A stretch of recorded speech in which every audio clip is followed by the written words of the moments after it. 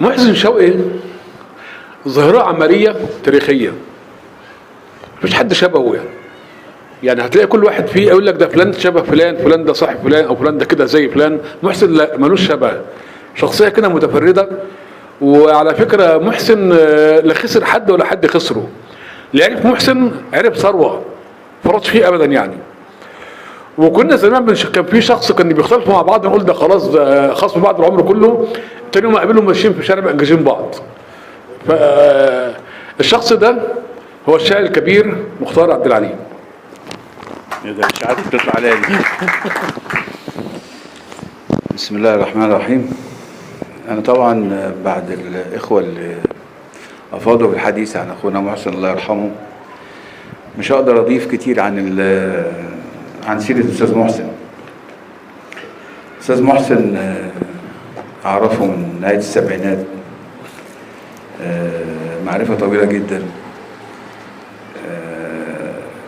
يمكن كتير قوي اتفقنا واختلفنا في حاجة كتير، كنا نختلف في المناقشات في الرؤى، لكن عمرنا ما اختلفنا اختلاف شخصي او اختلاف فيه حدة. كان دايما كنا نناديه الأستاذ رغم ان فرق العمر مش كبير، بس هو كان أستاذ فعلا، لأن كان الله يرحمه حاجة جميلة جدا، متسع على كل الاتجاهات، على كل الثقافات. ما بيحاولش مرة يقطع حبال الود مع أي حد، دايما مادد إيده لكل الناس. الله يرحمه. يمكن قعدت فترة طويلة الأستاذ محسن ما كتبش، بس بعد وفاته مش عارف هنقول رسالة الأستاذ محسن.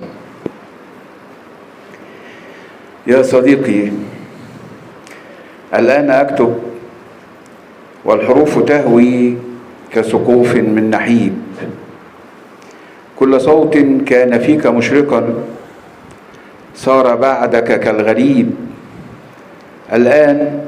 الآن أحمل منك صمتك في يدي كأنه وصيتك الأخيرة، أن أبقي الود حيا رغم هذا الموت، رغم القطيعة، رغم أن العالم انطفأ سريعا وانتهت فيه البصيرة.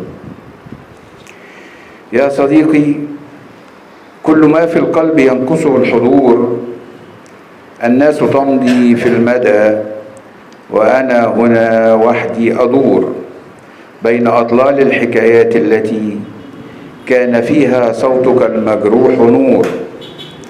هل تذكر الأماكن تلك التي كنا نقاسمها العتاب؟ هل تذكر الأوقات حين كنا نقول الأمر ضيق والحكايات متعبة لكننا سنمضي معا؟ فمضيت أنت وبقيت بعدك في وحدة مرعبة. يا صديقي، لا خيول في المدى ولا دفء في الشتاء، ولا أنا الذي كنته حين كنت على الثرى ملء السماء. يا صديقي، قد مضيت وتركت فينا الحزن سفرا لا ينام، لكن فينا من دعائك نوره ومن الوفاء لك المقام. نم في سلام يا صديقي، نم في سلام، فالقلوب وإن تناءت لن تفرط في الود ولا تهين لمن أحب الاحترام. نم في سلام. شكرا للشاعر الكبير مختار عبد العليم ومشاعره الجميلة اللي أفاضت في حب الراحل الكبير محسن شوقي.